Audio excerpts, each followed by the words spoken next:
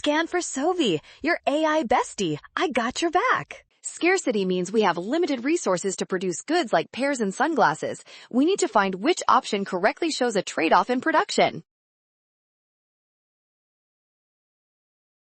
Scarcity implies that resources are limited and finite. Since the country is already using all available resources, it is impossible to simply create more of everything at the same time.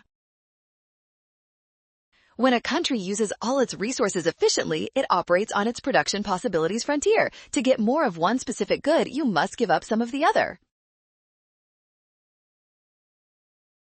In this state, producing more pears requires shifting resources away from sunglasses. This direct trade-off makes option E the only logical choice for our answer.